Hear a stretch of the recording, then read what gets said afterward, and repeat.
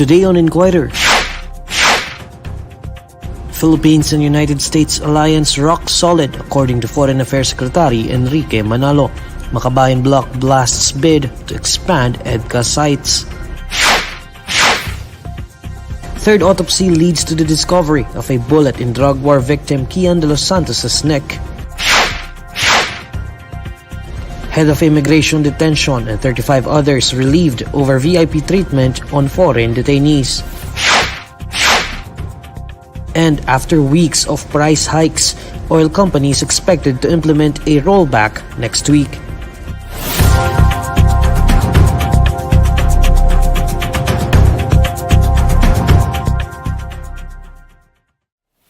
Good evening. After a meeting with the U.S. Defense Secretary Lloyd Austin, Foreign Affairs Secretary Enrique Manalo says the Philippine-United States alliance is rock solid. Denisa Fernandez, our Foreign Affairs reporter, fills us in with the details live. Denisa? Neil, the Philippine-United States or U.S. alliance is rock solid, Foreign Affairs Secretary Enrique Manalo said on Friday. Manalo made the remark after he met with U.S. Defense Secretary Lloyd Austin, who visited Manila.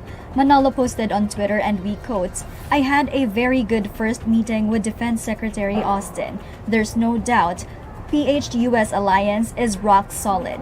We identified key initiatives to improve mutual understanding of our priorities and challenges and to strengthen our relationship in ways that would secure our peoples." End quote. Austin meanwhile stressed that the U.S. remains determined to support regional peace and prosperity in the Indo-Pacific.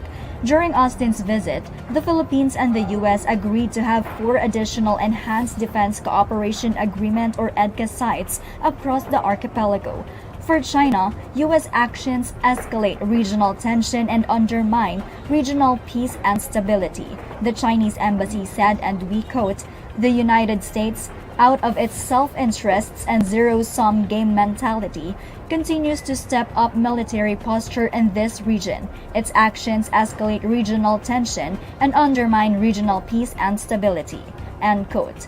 The embassy added that Austin smeared China on the issue of South China Sea to advance the anti-China political agenda of the U.S. The embassy hoped that the Philippines will remain vigilant and resist from being taken advantage of amid the developments. Meanwhile, the Makabayan bloc in the House of Representatives has slammed the agreement to add 4 new EDCA sites in the country, as it argued that the move further pushes the Philippines into the middle of the tension between the U.S. and China. Representative Arlene Brosas of the Gabriela Women's Party said that the expansion of U.S. access to Philippine military bases, which brings the total EDCA bases from 5 to 9, practically allows increased U.S. military rotational presence across the country. Meanwhile, Representative Franz Castro of the Alliance of Concerned Teachers Party earlier said that the country was only being used as a launching pad in case a war ensues between China and the U.S. Representative Raul Manuel of the Kabataan Party, for his part, pointed out that the strengthened U.S.-Philippine military ties would only be used to augment the government's counter-terrorism efforts, which, he said, often targets Filipinos who are merely critical of the government. The lawmakers also vowed to file a House resolution that would call for a congressional inquiry into the EDCA, Visiting Forces Agreement, and Mutual Defense Treaty. Back to you, Neil. Denisa, was the issue of the West Philippine Sea discussed during the meeting between President Marcos and U.S. Defense Secretary Austin? And did the United States give any sort of commitment regarding this issue? Neil, the West Philippine Sea issue was not mentioned during President Marcos and Secretary Austin's meeting. However, the issue was raised during Austin's meeting with Defense Secretary Carlito Galvez Jr. Austin said that the Mutual Defense Treaty between the Philippines and U.S. has been reaffirmed, and he stressed that its importance, especially as China continues its claims in the maritime territory. Also, according to a readout issued by the U.S. Department of Defense, Austin and Galvez agreed to restart joint maritime patrols in the South China Sea. Okay. Thanks, Denisa. That's Denisa Fernandez reporting live.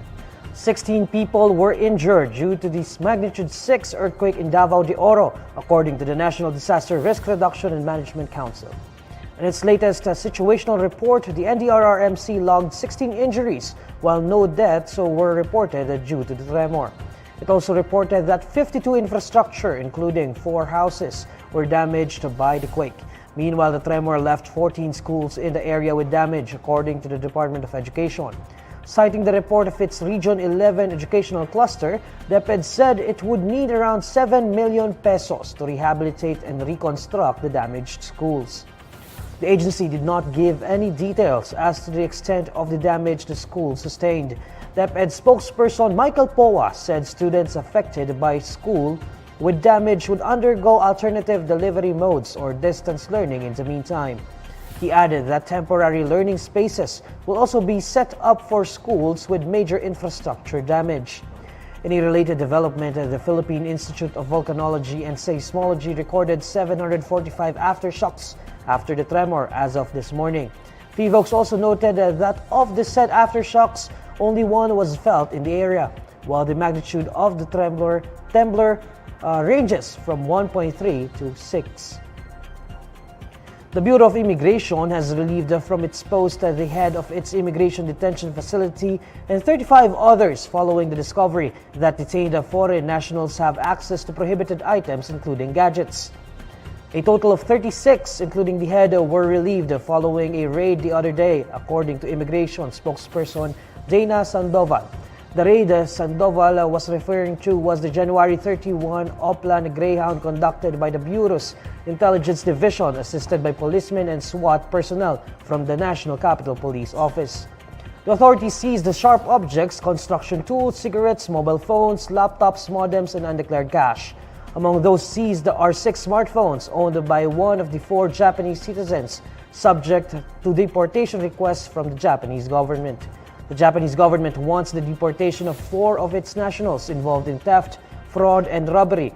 One of the 4 who is in the immigration detention facility is believed to be Luffy, the ring leader who managed the operation of his group in Japan while he is detained here in the Philippines. Next on Inquirer Today. Third autopsy leads to the discovery of a bullet in drug war victim Kian de los Santos' neck. And after weeks of price hikes, oil companies expected to implement a rollback next week. This Inquirer Today will be back shortly. Tao po, tao po. Tao po. Ano po? Pera pong walis. Salamat.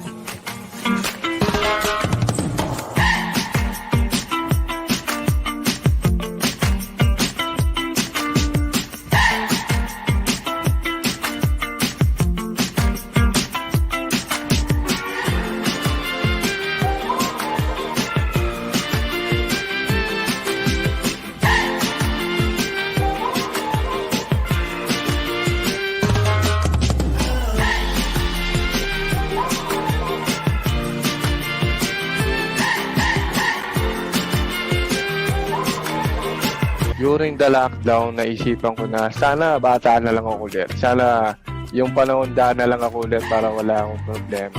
Doon pumasok sa akin ang tema ng barong-barong. Kasi kung doon yung po natatanong, batang realist po ako. So lumaki ako sa ganitong bahay at ganitong klase ng pamumuhay.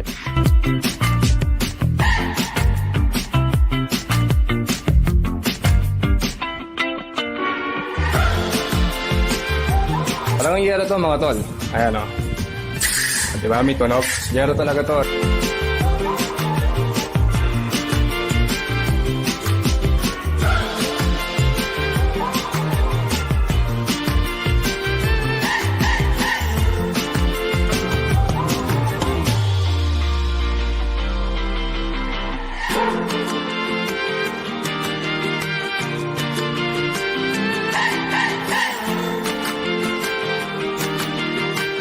Sa pagbuo ng diorama, para ka na rin talagang bumubuo ng totoong bahay.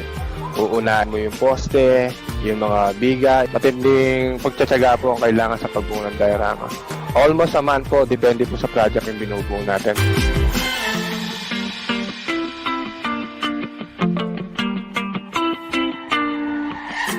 someday magiging replica na lang ito nung nakaraan.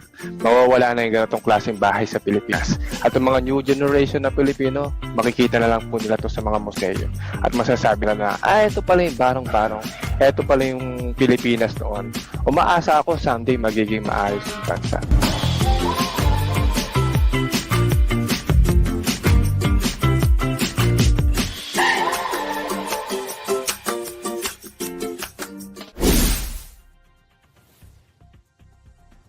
A third autopsy on the exhumed remains of drug war victim Kian de los Santos led to the discovery of the intact bullet lodged in his neck region. At a press conference on Thursday, forensic pathologist Raquel Fortune said the recovery of the bullet answered the question that stumped the authorities, including the public attorney's office almost 6 years ago. The PAO had performed a second autopsy on de los Santos at the family's request shortly after he was embalmed.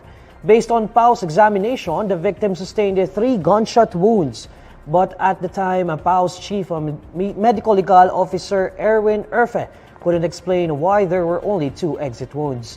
Fortune said that the discovery of the bullet in De Los Santos' neck can be used to connect the bullet to a gun.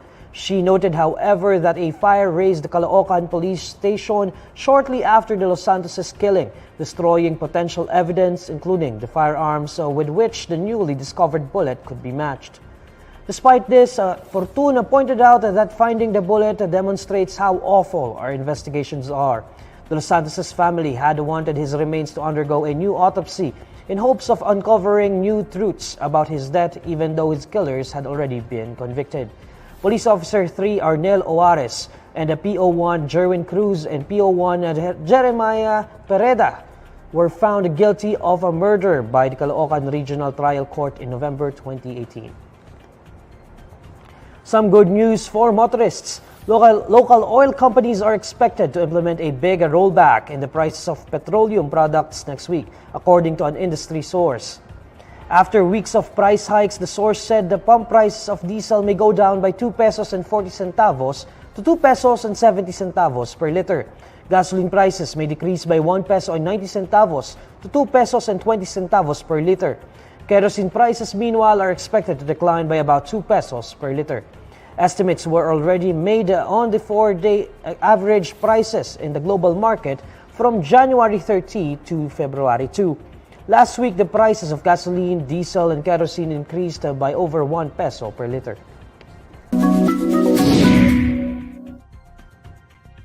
Alamin naman natin ang mainit na balita sa mundo ng showbiz kasama si Ann Therese Arceo ng Bandera. Ann? Hello Neil, at hello sa lahat ng kabandera natin all over the universe. Narito ang latest chika for today. Nilinaw ni Uncabagable star na si Vice Ganda na maayos ang kanilang samahan ng singer at TV host na si Karil. Matatanda ang marami sa mga netizens ang nag-call out sa komedyante dahil sa tila pagiging bastos ng mga hirit nito sa kaibigan sa kanilang Thursday episode sa It's Showtime. May sinasabi kasi si Karil patungkol sa request umano ni Vong, ngunit parang nasopla siya ni Vice na siyang hindi nagustuhan ng madlang people. Kaya naman agad itong tinalakan ng mga netizens na naging dahilan para mag-trending ito sa Twitter. Nakita at nabasa naman ni Vice ang mga mensahe ng netizens sa kanya patungkol sa hindi magandang treatment nito sa kaibigan. In-acknowledge naman ni Vice ang kanyang pagkakamali at naglabas ng pahayag sa kanyang account. Aniya, "Oh, so I am being called out. Yes, I acknowledge. Sablay ako doon. Sablay again. Bawi po ako. Bawi right away." At kanina nga ay makikitang okay na okay ang dalawa at nagtatawanan pa sa opening ng kanilang noontime program na It's Showtime. Sinabi pa niya sa mga kasamahan na gandahan raw ang kanilang performance today dahil paniguradong maraming nakasubaybay sa kanila. Hirit pa nga ni Vice, "Mamaya magpi-video kami ni Karil. Magsasabunutan po kami. Gusto nila yun eh." Sinakyan naman siya ni Karil at sinabing mag-i-stretching muna ito. Ngunit tila may patutsyada naman si Vice sa dati nilang co-host na si Kuya Kim. Bagamat hindi pinangalanan, ay gets naman agad ng madlang people kung sino ito dahil sa sinabi niyang kuya. Sabi kasi ni Vice, yan ang bet nila, yung magkakaaway tayo kunyari. Tapos maraming maglalike-like para involved sila. Yes, trending din siya. Nakuha niya yung gusto niya. Ikaw talaga, kuya. Isa kasi si Kuya Kim sa mga nag-react at nagpadala ng mensahe kay Karil habang kasagsagan ng pagtatrend nila sa Twitter kaugnay ng isyong pangbabastos daw di umano ni Vice sa kasamahan. Say ni Kuya Kim, I love Karil. Meron pa itong isang tweet kung saan sabi niya ay, Karil is one of the kindest souls I know in showbiz. She will never talk negatively against anyone. I love Karil. Samantala, nag-post rin si Vice sa Twitter upang linawin na talagang okay sila ng kaibigan at walang sama ng loob sa kanya ang TV host singer. Sabi niya, Story time! Magkakasama kami ni Kay at Shang and Ann sa dressing room. Hindi daw siya na-offend when I asked her. But I still apologize. So to simplify, we are okay. At yan nga ang latest showbiz chika for today. Tutok lang sa bandera para sa mas maanghang pangpasabog sa mundo ng show business. Maraming salamat, Neil. Maraming salamat, Ann. And these are the stories you need to know today. I'm Neil Mercado. Catch Inquirer Today live weekdays at 6 p.m. Follow INQUIRER.net on Facebook, Twitter, YouTube, TikTok, Instagram, and Reddit. For more stories, visit INQUIRER.net. Good evening.